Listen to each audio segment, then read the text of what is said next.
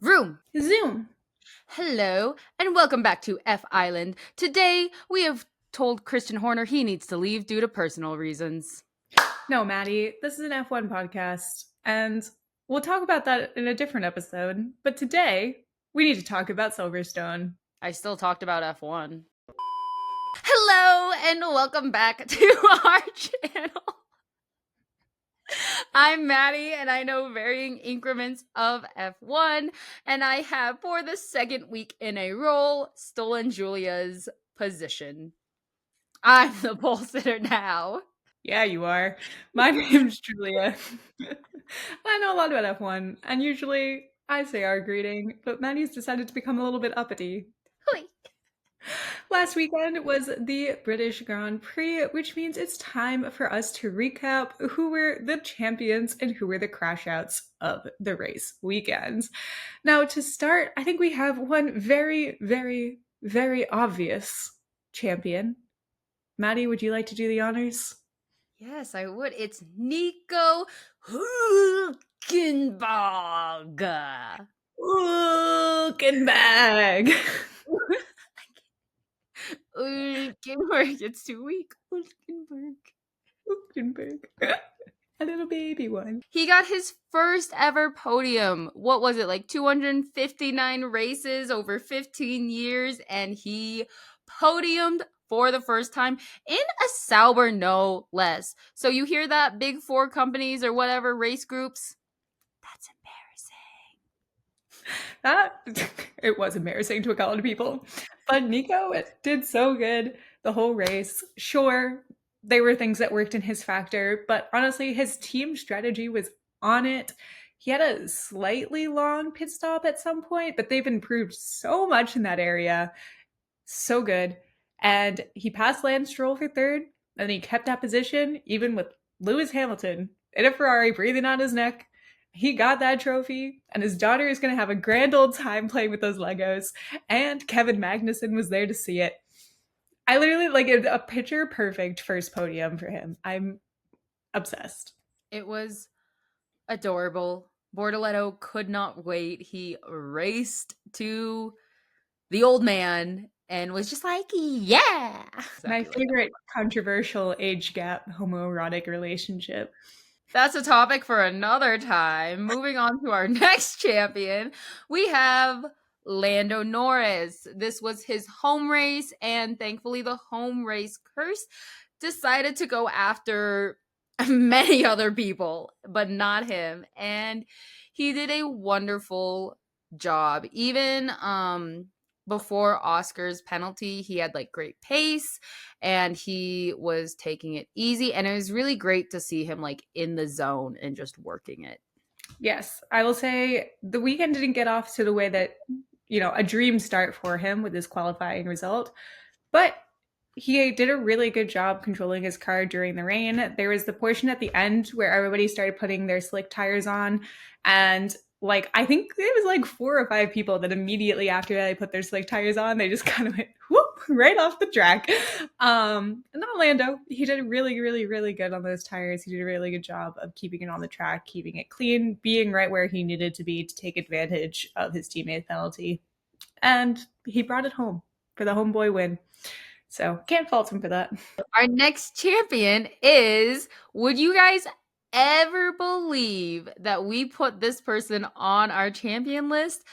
Because I never would have. It is Lance Stroll. Mans was going big, going places. And then I think he just was kind of a little bit like, I just want to coast. Here you go, Nico. But he was in P3 for a good hot while. And honestly, having a Stroll podium would have been insane for me as an F1 newbie. I don't know how some of the oldens feel. It still would have been insane.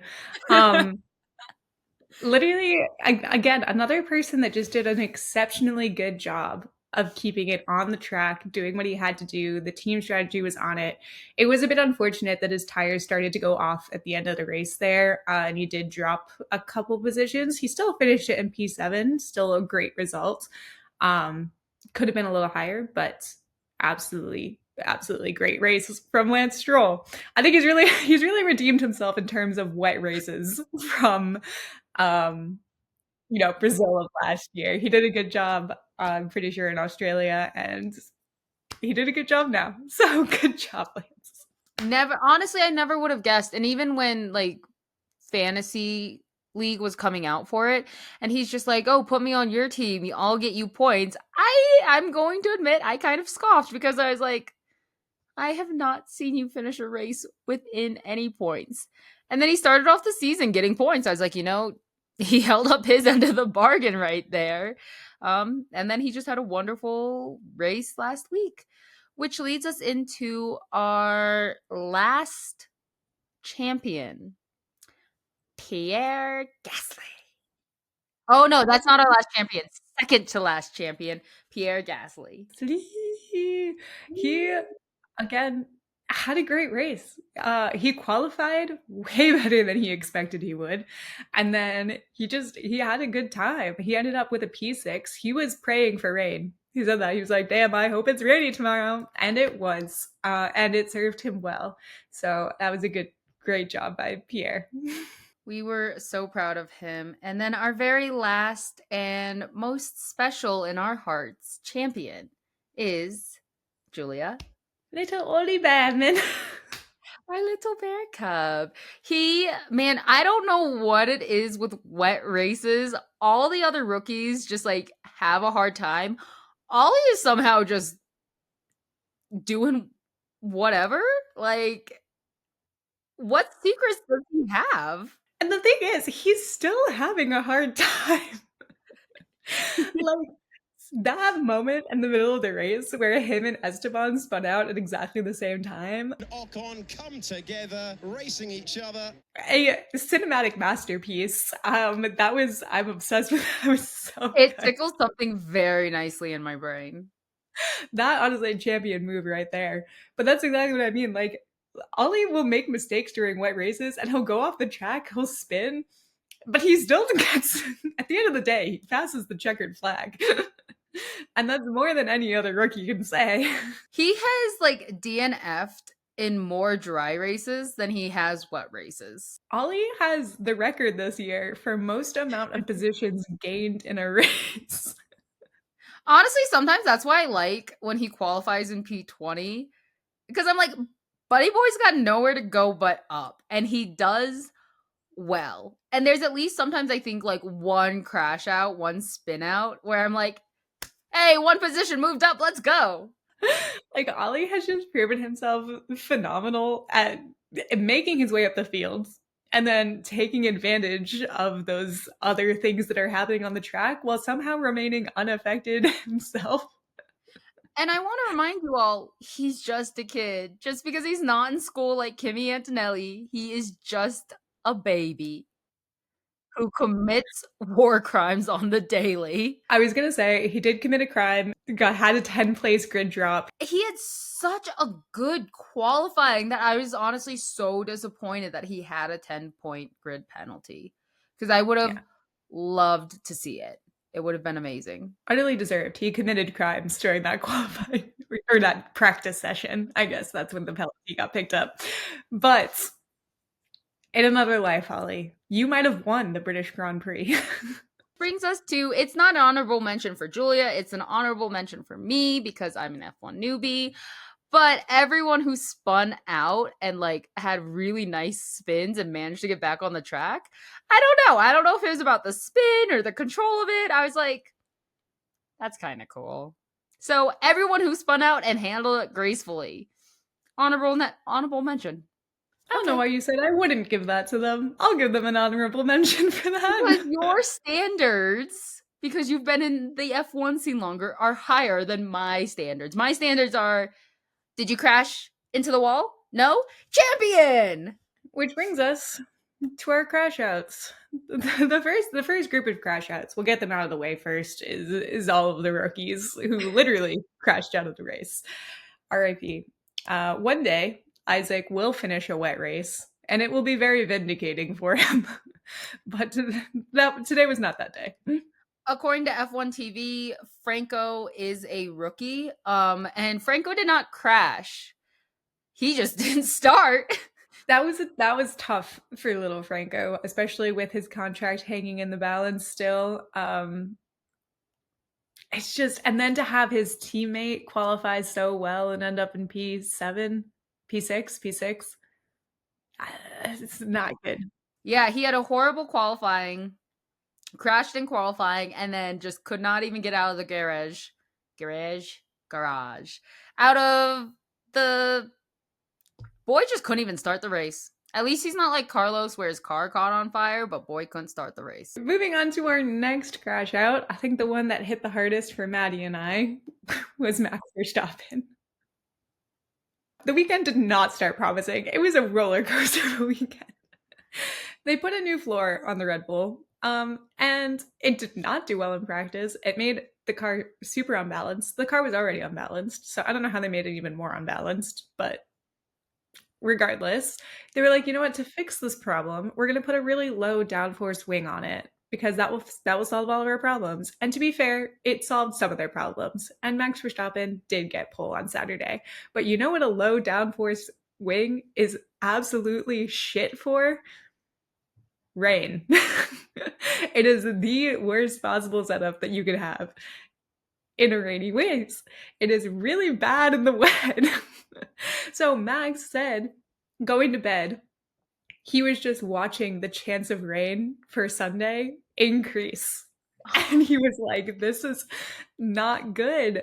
This is not good because you're not allowed to change the setup of your car after qualifying unless you want to get a grid penalty. So he was locked in. He had to use it. I almost think maybe he should have taken that grid penalty. Maybe he could have figured something out. Maybe he could have fought his way back up again. I don't know. And then during the race, honestly, he held on really hard. He held in there. He did. He did a good job until his spin right at the restart of the safety car. And that dropped him all the way down. And he did manage to fight his way back up to P5, but not a good result. I mean, Max was remarkably calm afterwards. I was crashing out over it. I was so bummed too because I was like, obviously I love Oscar, but I was like, Max, let's go. And then Oscar overtook him, which with a very nice overtake as well. And I was like, okay, maybe we can figure something out. And then came the safety car. I was like, and I'm texting Julia. I'm just like, they can't pass, right? But it eliminates the distance, correct? And so I'm just like checking, and I was like, okay, maybe like the start off, he can get this. And then he didn't get it the first safety car. He didn't get it the second safety car because then he spun out. And I was like, here lie my hopes and dreams. Which brings us to our next crash out. Speaking of the safety cars, we have to talk about Oscar Piastri.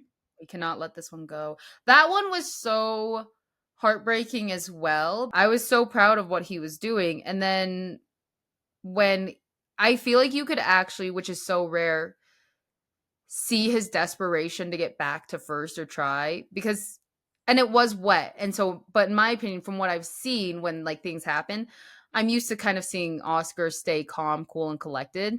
And it just felt like he was like making a few mistakes or really pushing himself that his car was like slipping, that I was like, he's angry, rightfully so, but he does not seem like level-headed enough right now to like maybe close that gap a little bit more. Yeah, I think that I would agree a little bit on that. I mean, the weather was definitely also a factor, obviously, and getting put on the slick tires, being behind somebody, et cetera, et cetera. But yeah, I think that he was frustrated. I think he was rightfully frustrated. And that's not because I think it shouldn't have been a penalty. It definitely should have been a penalty.